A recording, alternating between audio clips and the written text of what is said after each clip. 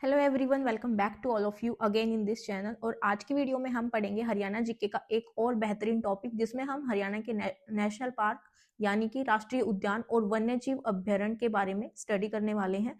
I hope कि आपने पुरानी सारी क्लासेस देखी हैं और उन सभी क्लासेस के सीरीज में ही आज हमारा एक और नया टॉपिक है, जो कि हम हरियाणा जीके के फाउंडेशन बैच के थ्रू अपना स्टार्ट करने वाले हैं, जिसमें नेशनल पार्क और बायोस्फीयर रिजर्व जो है हम ट्रिक्स की हेल्प से बहुत ही अच्छे तरीके से और बहुत ही कम टाइम में बिल्कुल कंसाइज फॉर्म में आपको प्रोवाइड करवाएंगे और उसमें आप 101% उन चीज़ों को रिमेंबर कर पाएंगे। ये वीडियो जो है वो हेल्पफुल रहेगी आने वाले हरियाणा से रिलेटेड किसी भी एग्जाम में, जैसे कि CET, group C, group D, जो भी हमारे सीईटी के अंडर हमारे एग्जाम आते हैं, ठीक है। एचटेट के लिए जो कि अभी आने वाले हैं नेक्स्ट मंथ में, PRT, HTET TGT, HTET PGT, हमारे 2025 में जो भी एग्जाम होंगे, कोई भी स्क्रीनिंग का टेस्ट है जिसमें हरियाणा जीके काउंट होती है एज ए सब्जेक्ट, जहां पर हरियाणा जीके की वेटेज रहती है, उन सभी के लिए ये वीडियो बहुत ज़्यादा फ्रूटफुल होगी, ठीक है। सो स्टार्ट करते हैं हमारी ये वीडियो। उसमें सबसे पहले हम बात करेंगे अपने टॉपिक की, जिसमें हम जानेंगे हरियाणा में राष्ट्रीय उद्यान एवं वन्य जीव अभ्यारण्य, ठीक है। इसके थ्रू अगर हम बात करें तो राज्य का लगभग 33,000 हेक्टेयर जितना भी एरिया है हमारी हरियाणा स्टेट का, उसमें से 33,000 हेक्टेयर का एरिया वन्यजीव संरक्षित क्षेत्र है, ठीक है। यानी कि वो वन्यजीव संरक्षण के लिए यूज किया जा रहा है। इसमें यहाँ पर पक्षियों की लगभग 500 प्रजातियां जो है वो पाई जाती हैं। अप्रोक्सीमेट डाटा है ये, कोई भी चीज फैक्चुअल नहीं होती है, ठीक है। तो पक्षियों की लगभग 500 प्रजातियां यहाँ पर देखने को मिलती हैं।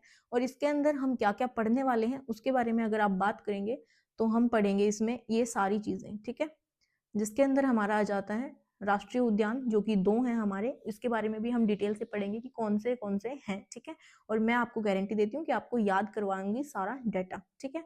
तो नेक्स्ट हम पढ़ेंगे 8 हमारे वन्यजीव अभ्यारण्य हैं, 2 हमारे संरक्षित क्षेत्र हैं, ठीक है, जो अभी बने हैं हमारे 2007 में। उसके बाद 7 हमारे वन्यजीव प्रजनन केंद्र हैं, इनके बारे में भी हम डिटेल से पढ़ेंगे। और 3 हमारे चिड़ियाघर हैं, एक हमारा हाथी पुनर्वास है और एक हमारा हिरण उद्यान है, ठीक है। तो अब इनके बारे में हम एक एक करके डिटेल से स्टडी स्टार्ट करते हैं। सबसे पहले हम राष्ट्रीय उद्यान के बारे में पढ़ेंगे, यानी कि नेशनल पार्क के बारे में, ठीक है। फर्स्ट हमारा है राष्ट्रीय उद्यान यानी कि नेशनल पार्क, ठीक है। यहाँ पर आप देखेंगे 2 नेशनल पार्क है हमारे हरियाणा में, एक हमारा सुल्तानपुर है और एक हमारा कलेसर है, ठीक है। सुल्तान मतलब कि कोई भी चीज पावरफुल होती है तो उसको हम क्या बोलते हैं, सुल्तान। अब देखो, अगर आपको सुल्तान बनना है तो आपको किस चीज की जरूरत पड़ेगी, एक मेंटोर की जरूरत पड़ेगी, यानी एक गुरु की जरूरत पड़ेगी, ठीक है। अब गुरु की जरूरत पड़ेगी तो यहाँ से हम क्या लगा लेंगे कि ये हमारा जो सुल्तानपुर नेशनल पार्क है वो कहाँ पर है, हमारे गुरुग्राम में है, ठीक है। ये कहाँ पर है, हमारा गुरुग्राम में। अब इसकी अगर हम यानी कि ये कब स्थापना हुई थी इसकी, अगर हम इसके बारे में बात करेंगे तो 1972। देखो, आप सुल्तान बनने से पहले आपके जो भी हालात हैं वो कैसे होते हैं, बदतर, यानी कि बहुत बुरे, ठीक है। तो बदतर से हम क्या याद रखेंगे, 72, ठीक है।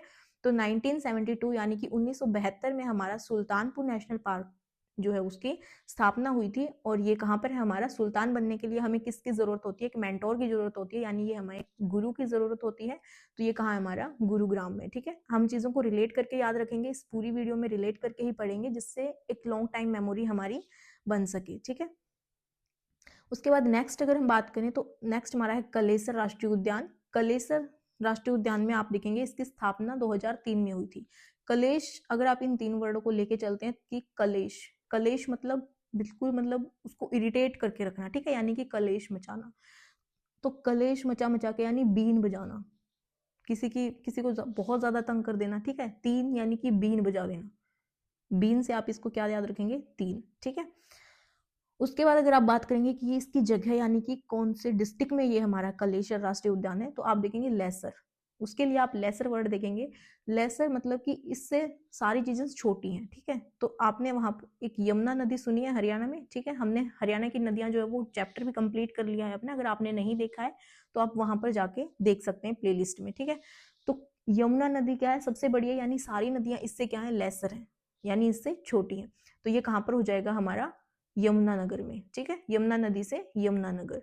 तो कलेसर हमारा कहाँ है, यमुनानगर में है। और स्थापना की बात करेंगे तो इसने 2003 यानी कि बी, सबको कलेश कर करके, हम इस वर्ड से ना, कलेश वर्ड से, ये जो भी हमारा रूट वर्ड है, तो इससे हम इसमें जो जो भी पशु पाए जाते हैं, पक्षी पाए जाते हैं, उनको भी अच्छे से रिमाइंड करके रखेंगे, ठीक है।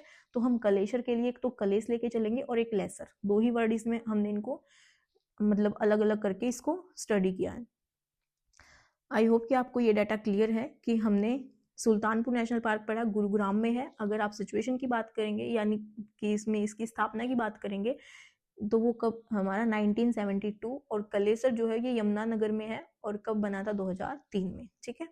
उसके बाद हम मूव करते हैं हमारी नेक्स्ट, दैट इज सुल्तानपुर राष्ट्रीय उद्यान, यानी हम इन दोनों को एक एक करके पढ़ेंगे कि इनमें क्या क्या इंपॉर्टेंट चीजें हैं, ठीक है।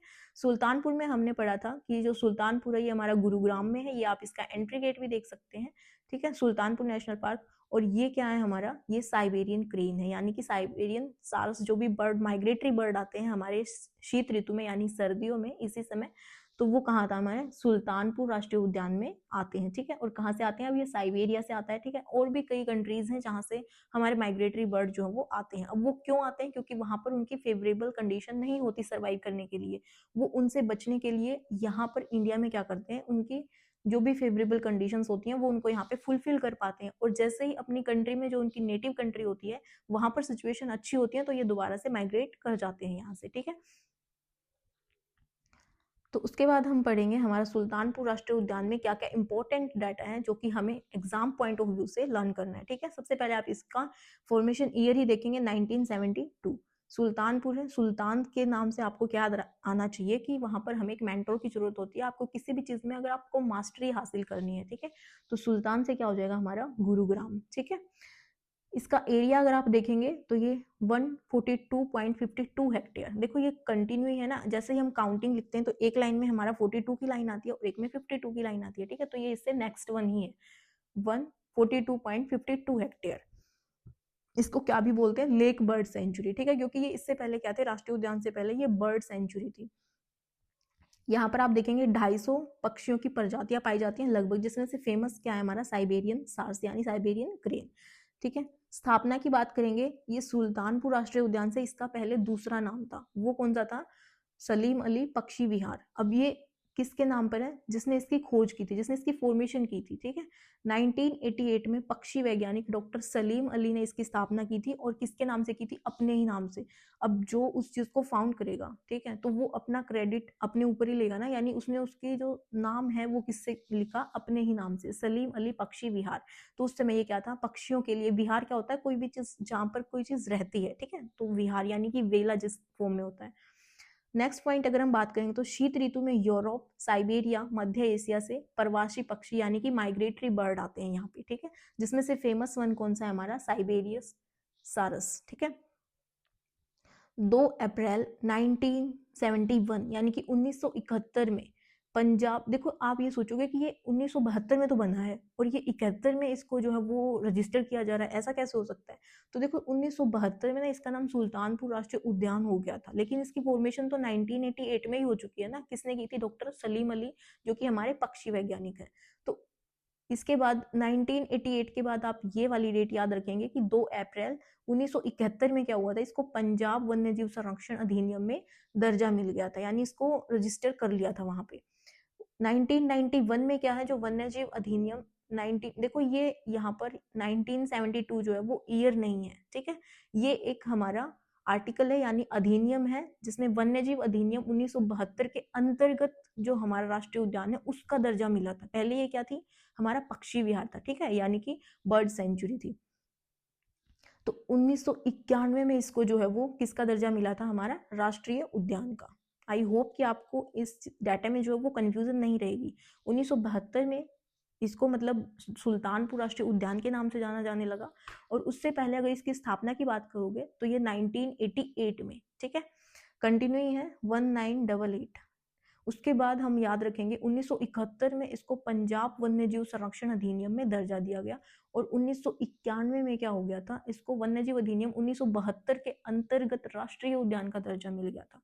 तो आपको ये चीज याद रखनी है कि 1991 में कब मिला था इसको दर्जा राष्ट्रीय उद्यान का, नेशनल पार्क का, 1991 में, ठीक है। इसको पक्षियों का स्वर्ग कहा जाता है और सुप्रसिद्ध इको पार्क भी है यहाँ पर, ठीक है।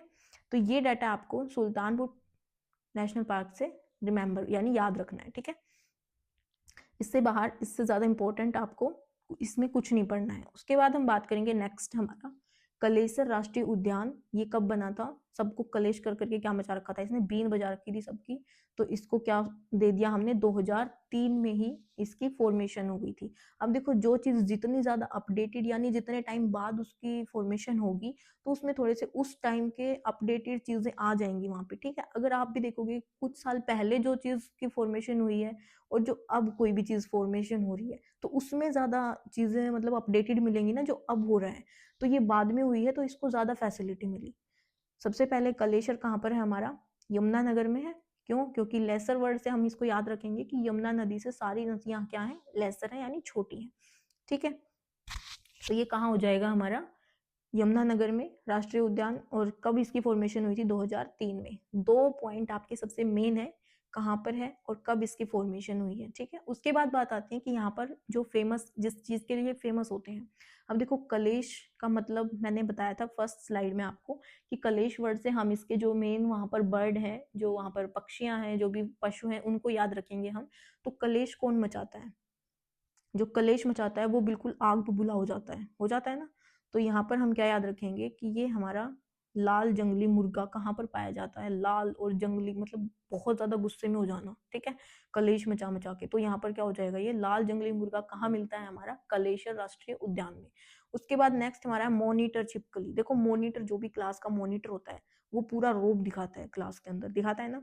तो इसका मतलब वो भी क्लास में अपने तरीके से फुल हड़दंग मचाता है, यानी बहुत ज्यादा कलेश करता है, सारे बच्चों को परेशान करके रखता है, ठीक है।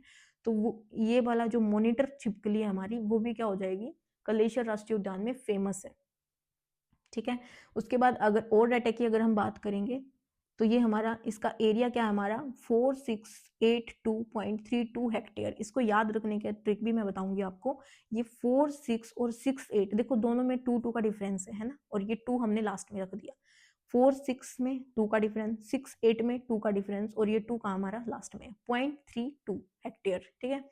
अब ये इतना बड़ा है, यहाँ पर क्या है? सबसे बड़ा राष्ट्रीय उद्यान है। देखो, ये उससे बाद में बना है, ठीक है। वो 1988 का चला आ रहा था। और उसके बाद सुल्तानपुर की बात करेंगे तो वो हमारा कब हो गया था? 1972 में। लेकिन ये तो बहुत लेट बना है, यानी अब के टाइम में बना हुआ है ये, ठीक है। तो यहाँ पर क्या है, बहुत ज्यादा अवेयरनेस आ जाती है उस चीज के प्रति। जब हम किसी चीज को स्टार्टिंग में करते हैं तो वो जस्ट एक छोटे से लेवल पे स्टार्ट करते हैं, लेकिन जैसे जैसे टाइम इंक्रीज होता है तो हम क्या कर देते हैं, उसको इंक्रीज कर देते हैं और ज्यादा फैसिलिटी के साथ उसको प्रोवाइड करवाते हैं, ठीक है। तो सबसे बड़ा हमारा कौन सा है? कलेश्वर राष्ट्रीय उद्यान। कहाँ पर है? यमुनानगर में है, ठीक है। इसके नाम का एक वन्यजीव अभ्यारण्य भी आएगा जो हम आगे पढ़ेंगे, तो उसको भी आप मान लेना कि वो कहाँ है, वो इसी में है। कहाँ पर है? यमुनानगर में। सबसे बड़ा राष्ट्रीय उद्यान है। राष्ट्रीय उद्यान का दर्जा कब मिला था? 2003 में। उसके बाद प्रमुख जानवर यहाँ पर क्या क्या है? तेंदुआ है, बार्किंग डियर है। देखो, कोई भी मतलब कलेश कैसे हो सकता है, कोई भी आर्ग्यूमेंट कैसे हो सकता है कि आप बोलो कि डियर भौंकता है और मैं बोलूँ नहीं, कुत्ता भौंकता है, डियर नहीं भौंकता, तो वो मतलब एक तरीके से आर्ग्यूमेंट का काम हो गया, वहां पर भी कलेश होने की पॉसिबिलिटी है। तो यहाँ पर अगर आपसे पूछा जाए कि बार्किंग डियर किस राष्ट्रीय उद्यान में मिलता है, तो कहाँ मिलता है? हमारा कलेश्वर राष्ट्रीय उद्यान में, ठीक है। सांभर, चीतल, अजगर, ये तो कॉमन है जो कि आप याद रख सकते हैं। किंग कोबरा भी हमारा कहाँ मिलता है? किंग मतलब कि राजा, राजा भी एक मॉनिटर की तरह ही काम करता है ना, अपनी मतलब जो भी उसका राज्य होता है उसमें फुल पावर के साथ वो वहां पर राज कर सकता है। तो किंग कोबरा भी क्या है? हमारा कलेश्वर राष्ट्रीय उद्यान में है। मॉनिटर छिपकली हमने अभी दिखाई आपको, ये वाली मॉनिटर छिपकली है। अगर आप इसको नॉर्मल छिपकली से कंपेयर करोगे तो बहुत ज्यादा एक वास्ट डिफरेंस आपको देखने को मिलेगा। तो ये क्या है? हमारी मॉनिटर छिपकली है, बहुत ज्यादा बड़ी है ये। जो हम नॉर्मली घरों में छिपकली देखते हैं उससे बहुत डेंजरस लग रही है, ठीक है। तो ये क्या हो गया? हमारा कलेसर राष्ट्रीय उद्यान, जो कि कब बना है? 2003 में, ठीक है। उसके बाद नेक्स्ट हम बात करेंगे हमारे राज्य के वन्यजीव अभ्यारण्य। वन्यजीव अभ्यारण्य की बात करेंगे तो हमारे कितने? 8 वन्यजीव अभ्यारण्य हमें कॉमनली क्या करने हैं? रीड करने हैं, जिसमें से हम पेयर बना के याद रखेंगे। भिंडावास और छिलछिला। देखो, भिंडी को हम छीलते नहीं है, नहीं छीलते ना, और वैसे भी आपको तो ये थोड़ी ना लर्न करनी है कि कौन कौन सा है।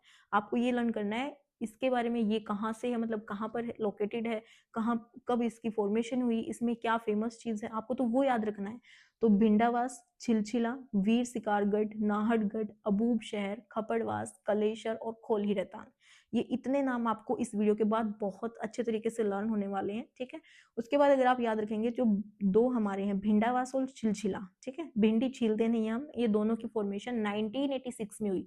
देखो हमारा हरियाणा जो है वो बना कब था, 1966 में, ठीक है। तो ये इसके 20 ईयर के बाद, ठीक है, प्लस 20 ईयर। अब आप देखोगे कोई भी चीज स्टार्ट होती है तो उसको 20 ईयर में थोड़ा सा और चीजें मैनेज करने में लगता है टाइम, ठीक है। तो हम मानेंगे कि 20 ईयर के बाद हमने क्या है, सबसे पहला वन्यजीव अभ्यारण्य जो है वो स्थापित किया था। तो वो भिंडावास और छिलछिला कब हुआ, 1986 में। उसके बाद नेक्स्ट ईयर ही हमारा क्या हो गया, बाकी के जो 4 हैं उनकी फॉर्मेशन हुई, और उसके बाद बहुत लंबे गैप के बाद 1996 में हमारा क्या हो गया, ये 2 कलेश और खोली रहतान की भी फॉर्मेशन होगी, ठीक है। अभी के लिए आपको इनका सन याद रखना है, ये 2 याद कर लो और ये लास्ट वाले 2 याद कर लो, बाकी के 4 हमारे 1987 में इनकी फॉर्मेशन है, ठीक है। अगर टोटल एरिया की हम बात करेंगे कि जो वन्यजीव अभ्यारण्य है उनका कितना एरिया कवर्ड है हमारी स्टेट में, तो 2344 1.17 हेक्टेयर एरिया, ठीक है। याद रखोगे तो 2 और 3 काउंटिंग है, उसके बाद 4 है, 2 3 और उसके बाद 2 4 है हमारे 1.17 हेक्टेयर, ठीक है। पूरा आपको लर्न करने के लिए नहीं होता है, आपको सिर्फ थोड़ा सा हिंट चाहिए कि हमें आगे वाली डिजिट लर्न हो या फिर पीछे वाली डिजिट लर्न हो। वैसे आगे वाली डिजिट हमें लर्न करनी है कि 23 से स्टार्ट है समथिंग, 2344 तक आप इजीली याद रख सकते हो, और उसके बाद 0.17 हेक्टेयर स्क्वायर है, ठीक है। तो यहाँ से आप इसको याद रखेंगे, और ऑप्शन में देख के तो बहुत ज्यादा मतलब गैप के साथ होते हैं ये। अब इनको हम एक एक करके रीड करते हैं, ठीक है, जिसमें हम सबसे पहले बात करेंगे भिंडावास की। अब भिंडावास वन्यजीव अभ्यारण्य है, तो आप देखेंगे भिंडियों को हम छीलते नहीं है, और आपको पता है जो भिंडी की सब्जी होती है वो बिना पानी के बनती है, ठीक है। और उसको एक तो हमें बिना पानी के पकाना है, ऊपर से अगर उसका जो फ्लेम है गैस का वो भी आप हाई फ्लेम पे रख दो तो क्या हो जाएंगी, भिंडी जल जाएंगी यानी जर जाएंगी, ठीक है। तो ये क्या हो जाएगा, जर हमारा झज्जर में है, तो जर जाने से हम क्या याद रखेंगे कि ये कहाँ पर है, हमारा झज्जर में है, ठीक है। इसका एरिया अगर आप बात करेंगे तो 411.55, आप देखो 11 4 जा तो 44 होता है, लेकिन यहाँ पर क्या लिखा हुआ है 55, याद रह जाएगा। 11 4 जा 44 होता है, लेकिन यहाँ पर क्या है, हमारा 55 है। भिंडावास झील जो है वो सबसे बड़ी वेटलैंड भूमि है हमारी, यानी आर्द्र भूमि है। आर्द्र मैंने क्या बताया था, आर्द्र वर्ड का मतलब क्या होता है कि वहां पर जो एटमोस्फियर है उसमें वाटर वेपर्स कितनी अमाउंट में प्रेजेंट है, अगर ज्यादा अमाउंट में प्रेजेंट है तो वो आर्द्र भूमि है, और अगर कम में है तो वो शुष्क है, ठीक है। उसके बाद यहाँ पर क्या पाया जाता है, भूरे हंस पाए जाते हैं, बत्तख, लाल बुलबुल, भूरे हंस, बत्तख, लाल बुलबुल यानी एलबी, और उसके बाद है किंगफिशर, ठीक है। ये कॉमन से जो जानवर है वहां पे वो हमने रखे हैं, बाकी के मतलब जिससे क्वेश्चन पूछा जाता है वो यहाँ पर हमें याद रखने हैं, ठीक है। बीबी एलबी के, ठीक है। अगर आप यहाँ पर देखेंगे जो राज्य है उसने इसको जो है वन्यजीव अभ्यारण्य की मान्यता दी थी 1986, यानी कि इसकी फॉर्मेशन कब हुई थी, 1986 में।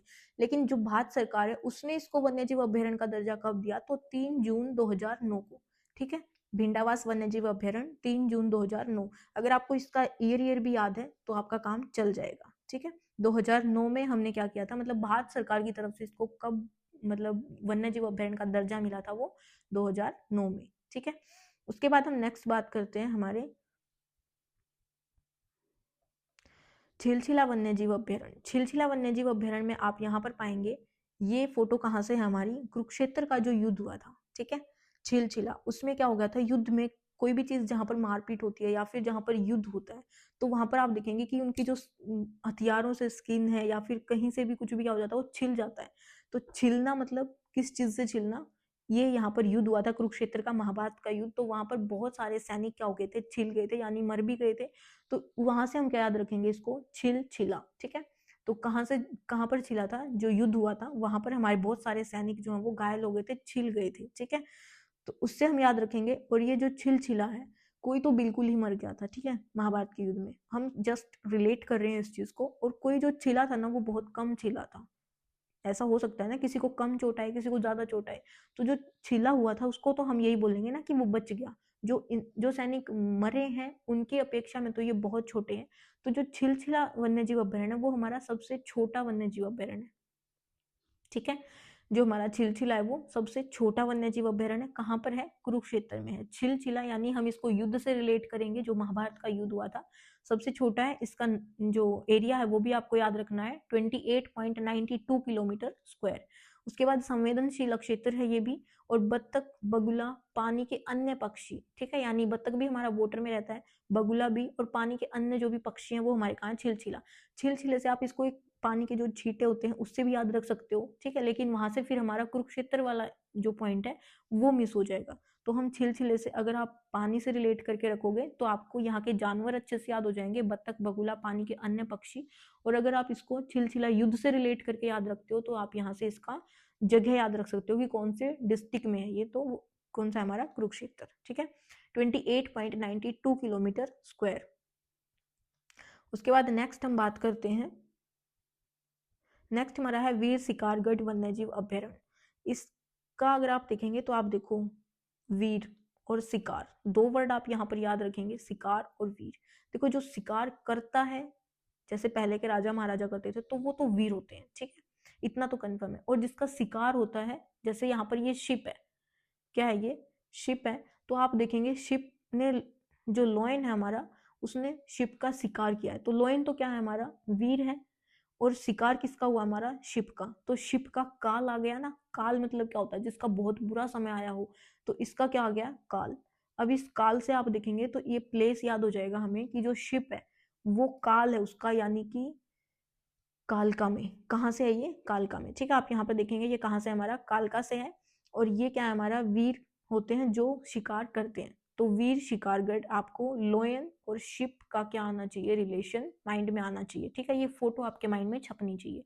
जैसे ही आप वीर शिकारगढ़ वन्यजीव अभ्यारण्य को देखते हैं तो यहाँ से हम क्या याद रखेंगे कि जो वीर शिकारगढ़ है, जिसका शिकार होता है, उसका क्या आता है? काल आता है, यानी कालका में है ये। और कालका कहाँ है? हमारा पंचकुला में है, ठीक है। उसके बाद हम बात करेंगे, यहाँ पर बहुत ज़्यादा डाइवर्सिटी पाई जाती है, वनस्पतियों की भी और पशुओं की भी, ठीक है। उसके बाद यहाँ पर सांभर, चीतल और नीलगाय हमारे फेमस हैं। यहाँ से सांभर, चीतल और नीलगाय, सांभर, चीतल और नीलगाय, SCN, ठीक है। उसके बाद हम बात करेंगे हमारे नेक्स्ट वन्यजीव अभ्यारण्य की, जिसमें हम पढ़ेंगे हमारा नाहरगढ़ वन्यजीव अभ्यारण्य। नाहरगढ़ में अगर आप देखेंगे तो यहाँ पर हमें क्या मिलेगा? यहाँ पर देखो आप अड, ठीक है, और हमारा एक ही डिस्ट्रिक्ट ऐसा है, जैसे यहाँ पर हम रेवाड़ी याद रखेंगे, ठीक है। इससे हम इसको रिलेट करेंगे, जैसे ये भी हमारा क्या है? पंचम व्यंजन है, यानी कि लास्ट वाला जो हमारा वर्णमाला होती है उसका 5वां वर्ण है। और यहाँ पर ये भी हमारा क्या है? पांचवा अड, ठीक है। तो वैसे भी आप इस डॉट से भी इसको याद रख सकते हैं, नाहरगढ़ और एक हमारा रेवाड़ी। तो ये कहाँ से बिलोंग करता है? हमारा रेवाड़ी से, यानी कहाँ पर है ये? रेवाड़ी में। उसके बाद है काला हिरण है यहाँ पर, ये क्या है हमारा? काला। काला हिरण यहाँ पे पाया जाता है, नील गाय, काला और भूरा तीतर, शियार और लोमड़ी, ठीक है। इसके ये वाली चीजें नहीं पूछी जाती हैं, जस्ट आपको रिमेंबर करना है, थोड़ा सा रीड करना है। और 2009 इसकी फॉर्मेशन कब हुई थी? कब हुई थी नाहरगढ़ की फॉर्मेशन? 1987 में, ठीक है, 1987 में। और 2009 में इसको क्या है? संवेदनशील क्षेत्र घोषित किया था, ठीक है। संवेदनशील क्या होता है? मतलब वो चीज संवेदना, यानी वहां पर थोड़ा सा ज्यादा ध्यान देने की जरूरत है, ठीक है। तो ये नाहरगढ़, न से नाहरगढ़ और न से हमारा नो, ठीक है। 2009 में क्या है? ये संवेदनशील क्षेत्र में, मतलब इसको कन्वर्ट कर दिया था, ये घोषित कर दिया था कि ये एरिया क्या है? संवेदनशील है, यानी यहाँ पर थोड़ा सा और ज्यादा अलर्टनेस की जरूरत है। उसके बाद हम बात करेंगे हमारा नेक्स्ट वन, जो कि हमारा कौन सा है? अबूब शहर वन्यजीव अभ्यारण्य। इसके नाम में ही हमारा जो है वो डिस्ट्रिक्ट छुपा हुआ है, और इसके जो मतलब खासियत है, क्यों हमें इसको याद करना है, वो भी इसके नाम में ही छुपा हुआ है। तो आप देखेंगे अबू, अबू मतलब पापा, पापा जिसको बोलते हैं, ठीक है, अबू यानी कि पापा। शहर गए थे, वो अभी तक शहर ही नहीं गए थे कभी, तो वो जैसे ही शहर में गए तो उन्होंने क्या देखा कि उनके सर से भी ऊंची ऊंची बिल्डिंगें हैं वहां पे, ठीक है, यानी बहुत ऊंची ऊंची बिल्डिंगें थी। और उन्होंने जब देखा तो वो सर चकरा गया उनका, ठीक है। यानी कि जब वो शहर गए, अब्बू जब भी शहर गए तो उन्होंने क्या देखा कि शहर में बहुत बड़ी बड़ी क्या है? बिल्डिंगें हैं। तो ये कहाँ पर है? जो उनकी सिर से भी ऊंची है। तो अब्बू शहर कहाँ है? सिरसा में है। और इसका एरिया आप देखेंगे 11530.56 हेक्टेयर, ठीक है, 1153 0.56। तो सबसे बड़ा वन्यजीव अभ्यारण्य कौन सा है? हमारा अबूब शहर, ठीक है। इससे आपको यही चीजें, यानी कि ये वाला डाटा जो है वो याद करना है। उसके बाद हम नेक्स्ट बात करते हैं हमारा नेक्स्ट अगर आप देखेंगे तो हमारा कौन सा है, खपड़वास वन्यजीव अभ्यारण्य। खपड़वास मतलब आपको क्या प्रोनाउंसिएशन लग रही है यहाँ पे, खपड़वास यानी कोई चीज का खत्म होने की साउंड आ रही है, ठीक है, यानी कि खत्म हो गया है। खपड़ मतलब हरियाणवी में क्या बोलते हैं, खपड़ जाना यानी कि कम हो जाना, ठीक है, यानी खत्म हो जाना।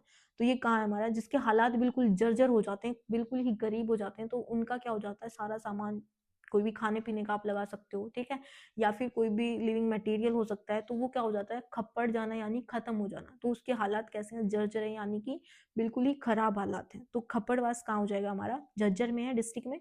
अगर आप इसका एरिया याद रखेंगे तो 82.72 हेक्टेयर। देखो जैसे ही आप काउंटिंग लिखते हो तो यहाँ पर 71 की लाइन आती है और यहाँ पर 81 की लाइन आती है, ठीक है। तो 82 यहाँ पर आएगा और 72 यहाँ पर आएगा, यानी कि इसके वापस उल्टे दिन चल रहे हैं, ठीक है, तभी तो यहाँ पर जर्जर हालात हैं और सब कुछ खत्म हो गया है। तो यहाँ पर 82.72 एक साथ ही है ये, ठीक है। तो यहाँ से आप इसका एरिया याद रखेंगे। पक्षियों की विभिन्न नस्लें पाई जाती हैं यहाँ पर, और ये भी संवेदनशील अक्षेत्र घोषित किया जा चुका है। उसके बाद हम बात करेंगे हमारा नेक्स्ट वन, जो कि हमारा आ जाता है कलेसर वन्यजीव अभ्यारण्य। कलेसर वन्यजीव अभ्यारण्य हम पहले भी बात कर चुके हैं, कहाँ पर है हमारा, लेसर से अगर आप याद रखेंगे तो यमुनानगर में ये है हमारा कलेसर वन्यजीव अभ्यारण्य।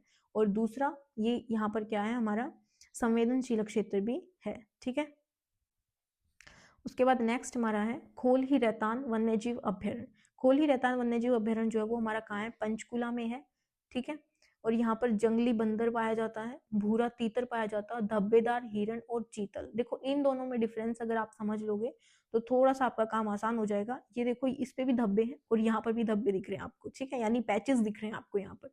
तो ये क्या है हमारा, ये हमारा धब्बेदार हिरण है, लेकिन ये चीतल है। डिफरेंस क्या लग रहा है आपको, इनके सींगों में डिफरेंस दिखेगा आपको, ठीक है। इसके ब्रांच जो है वो हॉर्न होते हैं, यानी कि सींग होते हैं, और इसके सींग जो है वो नॉर्मल होते हैं थोड़े से एज कम्पेयर टू चीतल, ठीक है।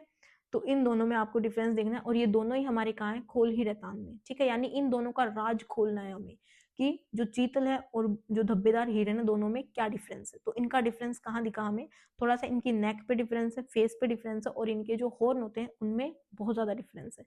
बॉडी अप्रोक्सीमेटली इनकी एक जैसी दिखती है हमें।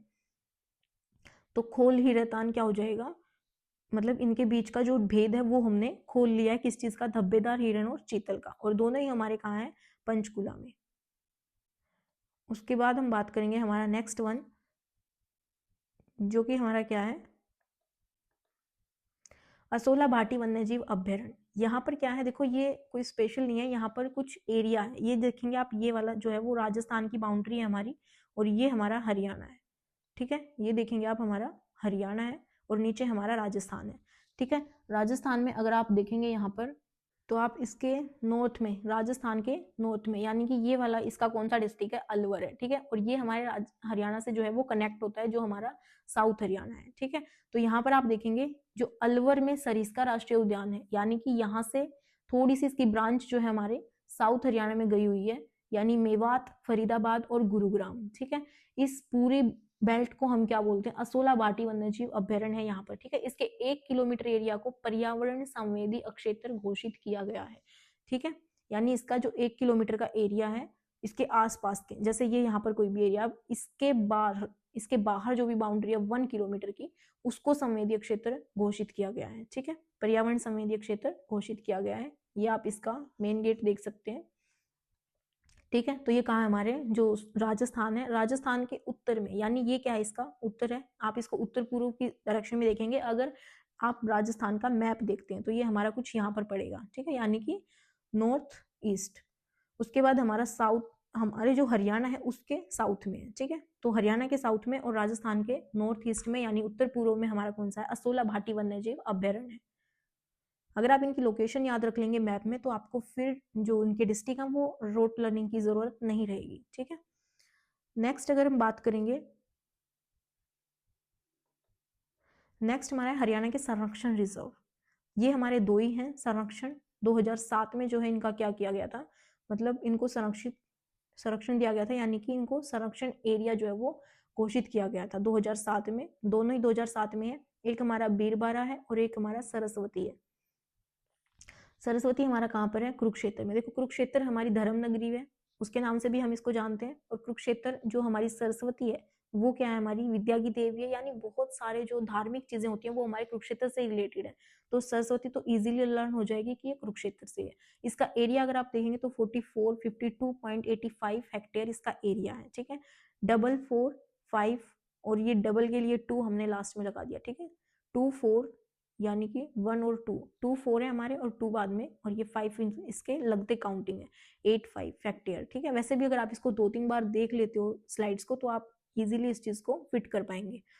हिरण की अधिकता है यहाँ पर, और इसको सोनसर जंगल के नाम से भी जाना जाता है। This is the more important, ठीक है, मोस्ट इंपोर्टेंट पॉइंट है ये हमारा कि सोनसर जंगल के नाम से किसको जानते हैं हम, सरस्वती जो संरक्षण रिजर्व है उसको। उसके बाद बीरबारा की बात करेंगे तो बीर देखो थोड़ा सा मतलब ज्यादा लोकल वर्ड दिख रहा है आपको, बीर किसको बोलते हैं, भाई को बोलते हैं, ठीक है। तो ये कहाँ पर है हमारा, ये जींद के जो भी मतलब लोग होते हैं, जींद की साइड में बहुत ज्यादा हरियाणवी यूज होती है, या फिर आप कुछ भी बोलो, मतलब इसको रिलेट करना है हमें, ठीक है। तो जींद में क्या होते हैं, बहुत ज्यादा इस टाइप के वर्ड यूज होते हैं, तो हमने इसको किससे रिलेट कर दिया, जींद से। जो हमारा बीरबारा संरक्षण रिजर्व है वो कहाँ हमारा, जींद में है। स्थापना 7 में हुई थी 2007 में, और अगर इसका एरिया देखेंगे हम तो 419.26 हेक्टेयर, ठीक है। उसके बाद नेक्स्ट हम बात करेंगे हमारा हरियाणा में पशु पुनर्स्थापन अनुसंधान एवं संरक्षण केंद्र, यानी इनके अलावा भी कुछ हमारे संरक्षण रिजर्व हैं जिनको हम स्टडी करेंगे, जैसे कि हिरण राष्ट्रीय उद्यान है, यहाँ पर उद्यान नहीं है, ये उद्यान है, ठीक है। हिरण राष्ट्रीय उद्यान, हिरण उद्यान कहाँ पर है हमारा, हिसार में है, ठीक है। हिरण और हिसार, देखो ऐसा कोई भी डिस्ट्रिक्ट नहीं है हमारा जिसकी स्टार्टिंग जो है वो ही से होती हो, ठीक है।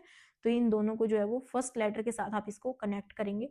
हाथी पुनर्स्थापन एवं अनुसंधान केंद्र देखेंगे तो ये कहाँ पर है, हाथी देखो सबसे बड़ा होता है, मतलब जितने भी पशु होते हैं उसमें हाथी की बॉडी थोड़ी सी ज्यादा हैवी होती है, तो उसको अगर हमें कंट्रोल करना है, उसको अगर खाना पानी देना है तो वो कहाँ पर देंगे हम, यमुना नदी हमारी सबसे बड़ी है, तो वहां पर इसके लिए क्या है, हम बंदोबस्त कर सकते हैं। तो जो हाथी पुनर्स्थापन और अनुसंधान केंद्र है वो कहाँ पर है हमारा, यमुनानगर में। राष्ट्रीय घोड़ा अनुसंधान केंद्र अगर आप देखेंगे तो घोड़ा हमारा हिसार में, ठीक है। जटायु गिद्ध संरक्षण प्रजनन केंद्र, ये हमारा इकलौता है और मोस्ट इंपॉर्टेंट है, ये कहाँ पर हमारा, पिंजौर में है। 2001 में इसको सिचुएट किया गया था, यानी सिचुएशन किए गए थे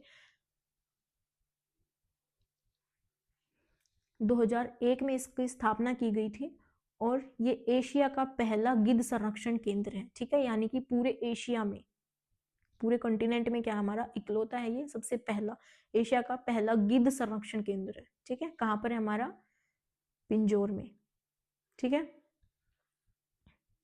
नेक्स्ट हम बात करेंगे हरियाणा के चिड़ियाघर के बारे में, ठीक है। तो हरियाणा में कितने चिड़ियाघर है हमारे, 3 है। तो मैंने इसको सीक्वेंस में ही लगाया है, अगर आप इसको देखेंगे तो सबसे बड़ा हमारा रोहतक वाला चिड़ियाघर है, उसके बाद पीपली वाला है, और सबसे छोटा हमारा कौन सा है, छोटा चिड़ियाघर, ठीक है। इनकी अगर आप स्थापना की बात करेंगे तो 1982 1983 दोनों की ही साथ में है, ठीक है। इसकी भी 1982 83 और इसकी भी 1982 83, लेकिन ये जो है हमारा ये 2 साल बाद यानी कि 1985 से 1986 में इसका जो है वो स्थापना की गई थी। अब जो छोटे वाला है हमारा, ये कहाँ पर है हमारा, ये हमारा है भिवानी में। कहाँ है हमारा छोटा चिड़ियाघर, हमारा भिवानी में है। कितने एरिया में से है, अगर आप इसकी बात करेंगे तो ये 7 एकड़ इसका एरिया है, ठीक है। तो जो छोटा चिड़ियाघर है हमारा वो हमारा भिवानी में है और 7 एकड़ इसकी एरिया है, ठीक है। उसके बाद बात करेंगे हम पीपली। पीपली की स्थापना हमने देखा, पीपली का जो चिड़ियाघर है, पीपली कहाँ पर है, कुरुक्षेत्र में है। पीपली कहाँ हमारा, कुरुक्षेत्र में है। 1982 से 1983, इसकी अगर आप बात करेंगे तो 27 एकड़, देखो ये 7 एकड़, ये 27 एकड़। उसके बाद हम बात करेंगे रोहतक। वैसे इतना ज्यादा पूछा नहीं जाता कि आपको इसका जो है वो एरिया पूछा जाएगा, लेकिन फिर भी अगर पूछा जाए तो बिल्कुल एक दूसरे के साथ ये एक सीक्वेंस में कनेक्टेड है। 7 एकड़, 27 एकड़। उसके बाद हम बात करेंगे रोहतक की। रोहतक का चिड़ियाघर रोहतक के अंदर ही है, ठीक है, सबसे बड़ा है, क्योंकि आप इस एरो से भी इसको रिलेट कर सकते हो। इसकी स्थापना कब है, 1985 से 1986, ठीक है। इसका एरिया अगर आप बात करेंगे तो 44 एकड़। इसके अलावा आपको इसमें क्या याद रखना है, 28 मार्च 2005 इस डेट को क्या हुआ था, जो रोहतक का चिड़ियाघर है उसको जो सेंट्रल गवर्नमेंट है उसने चिड़ियाघर की क्या इसको मतलब स्वीकृति दी थी एक तरीके से, ठीक है। तो ये डेट आप इसको याद रखेंगे, जो सेंट्रल गवर्नमेंट है उसने क्या किया था, इसको मतलब रजिस्टर कर दिया था कहाँ पर, चिड़ियाघर में। तो ये क्या हो जाएगा, हमारा जो रोहतक का चिड़ियाघर है वो उसकी फॉर्मेशन 1985 से 86 में, और जो हमारा 28 मार्च 2005 को जो है वो इसको सेंट्रल गवर्नमेंट यानी कि केंद्रीय सरकार ने क्या किया था, केंद्रीय चिड़ियाघर प्राधिकरण इसका जो भी बोर्ड होता है उसके तहत इसको रजिस्टर कर दिया था, ठीक है। उसके बाद अगर आप देखोगे कि यहाँ पर क्या क्या मिलता है, तो यहाँ पर सब कुछ सारे जानवर मिलते हैं कहने को तो, लेकिन वैसे कुछ नहीं मिलता यहाँ पर, ठीक है। लेकिन हमें तो एग्जाम पॉइंट ऑफ व्यू से पढ़ना है, तो यहाँ पर आप क्या बोलेंगे, सारी चीजें यहाँ पर अवेलेबल है, जिसमें से मगरमच्छ, घड़ियाल, दरियाई घोड़ा वगैरह वगैरह जो भी हमारे पशु जानवर होते हैं वो सारे यहाँ पर मिलते हैं, ठीक है। तो ये हमारे क्या थे, चिड़ियाघर थे। अगर आप इसको एक शॉर्ट रिवीजन के तहत देखना चाहो तो ये छोटे वाला चिड़ियाघर हमारा 7 एकड़ का भिवानी में है, 27 एकड़ का हमारा पीपली कुरुक्षेत्र में है, और अगर रोहतक की बात करेंगे तो सबसे बड़ा यहाँ पर 44 जो एकड़ है वो कहाँ हमारा रोहतक में है। 2005 में इसको जो हमारा सेंट्रल गवर्नमेंट है उसके जो भी चिड़ियाघर प्राधिकरण बोर्ड है उसके तहत इसको क्या कर दिया था, मतलब परमिशन मिल गई थी, रजिस्टर कर लिया था इसको, ठीक है। यहाँ पर सारे पशु मिलते हैं, और ये हमारे बीच वाला है तो इनसे ऐसा कुछ नहीं पूछा जाता, सिर्फ ये पूछ सकते हैं कि जो पीपली चिड़ियाघर है वो कहाँ पर है। वैसे भी ये भी कोई क्वेश्चन नहीं बनता है, क्वेश्चन हमारे मेनली यहीं से फ्रेम होते हैं, सबसे बड़ा सबसे छोटा चिड़ियाघर, ठीक है। ये भिवानी में है। फॉर्मेशन ईयर आपको याद पता होना चाहिए 1982 से 83, 1982 से 83, ठीक है। रोहतक का 2 ईयर आपको याद रखने हैं, एक तो फॉर्मेशन जो 1985 से 86 है, और एक 2005, ठीक है, जिसमें इसको सेंट्रल गवर्नमेंट की तरफ से स्वीकृति मिली थी। हमारे नेशनल पार्क जो भी हमने देखे हैं, ठीक है, बायोस्फीयर रिजर्व हमने पढ़े हैं, और हमने क्या क्या पढ़ा है, जिसमें से ये सारी चीज़ें 2 संरक्षित क्षेत्र भी हमने पढ़ लिए हैं, ठीक है। वन्यजीव प्राधिकरण जो भी हमारे प्रजनन केंद्र है उनको हमने पढ़ा, चिड़ियाघर को पढ़ा, हाथी पुनर्स्थापन जो हमारे यमुनानगर में है, हिरण उद्यान जो कि हमारा हिसार में है, इन सभी के बारे में हमने पढ़ लिया है। आई होप कि आपको वीडियो अच्छी लगी हो, और वीडियो अच्छी लगी है तो चैनल को सब्सक्राइब कर देना, और नई वीडियो के लिए हमारे साथ बने रहना, जिसमें हम हरियाणा जीके का फाउंडेशन कोर्स जो वो कंप्लीट करेंगे। और जितनी कोशिश रहेगी वो ये कि आपको ट्रिक के साथ यानी एक अंडरस्टैंडिंग के साथ साथ ट्रिक मिले, ठीक है। क्योंकि कंप्लीटली अगर आप ट्रिक की बात करोगे तो फिर मतलब वो चीज़ें थोड़ी सी ट्रिकी हो जाएंगी, और ट्रिक एक लिफ्ट की तरह होती है, आपको याद है तो फिर आपका काम बन जाएगा, और अगर ज़रा सी भी याद नहीं है तो आप बिल्कुल वहीं पे फंस जाएंगे, ठीक है। तो हम ट्रिक के साथ साथ अंडरस्टैंडिंग को भी लेके चलेंगे। सो मिलते हैं अब हम नेक्स्ट वीडियो में, नेक्स्ट एक बहुत ही अच्छे टॉपिक के साथ। Till then take care, bye bye, and thank you all for the watching video.